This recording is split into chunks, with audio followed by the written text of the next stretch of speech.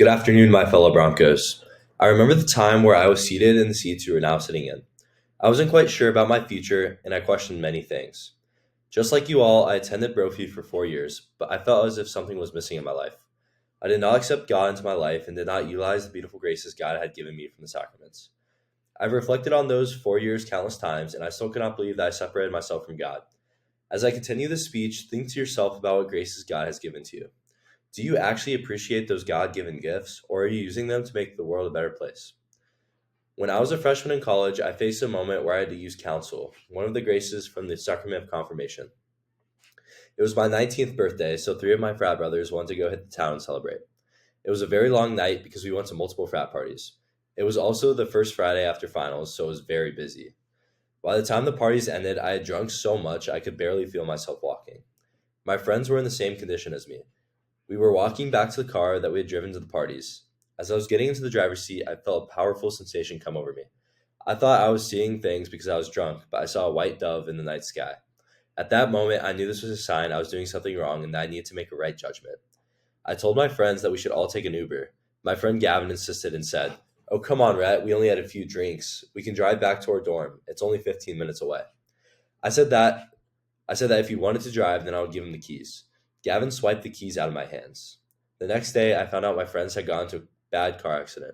They all survived, but were in critical condition. I could not believe that God had given me the grace of counsel at that moment. I could have died if I did not accept the sign God had given me. This is my most important story because it is very common we are faced with decisions where we have a split instance to make a good judgment. I sought the advice God gave me through the vision of the white dove. Broncos, make good judgments because it can change your life. There was another time in my life when I was 25 where I had to reconcile with another. My brother's big show was in a couple days, and I committed to being there to support him. He got the lead in Hamilton, and I promised him I would be there no matter what would pop up in my life. However, I received a phone call from my friend inviting me to a concert where we would have VIP seats.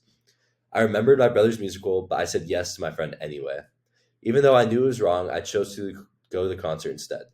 A few days after the two events, I tried calling my brother to apologize for missing one of the biggest moments in his life, but he would not answer at all. I decided that I needed to reconcile with him and repair my relationship. I decided to drive over 2 hours to his house to truly apologize. I didn't even think he would open the door because I did not deserve his forgiveness.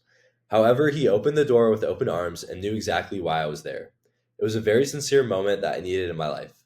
I told him that I was very sorry that I put a trivial concert above his life changing performance. He forgave me instantly, and in that moment, our relationship was restored. If I hadn't gone to his house, I would have felt separated from our relationship and would have been too scared to even apologize.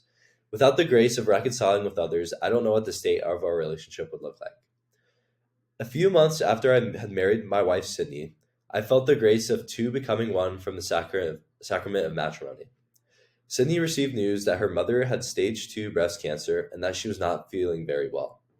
My wife and I flew immediately to Columbia, South Carolina, where her parents lived. All I could think about was that this has to be one of the worst starts to a marriage in history. At first, I did not feel the pain that my wife had felt. It wasn't until I saw my wife by herself one night that she was holding a picture book in her mother's room.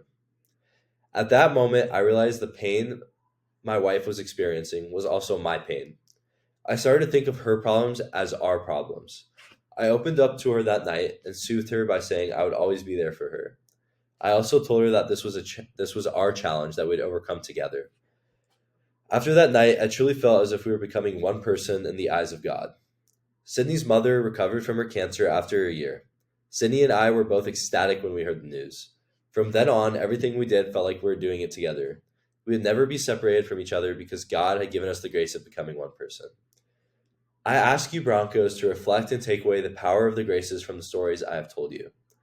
Always remember God in your life, especially during this time period of your life. God will always be there for you because you have received his gifts. Thank you.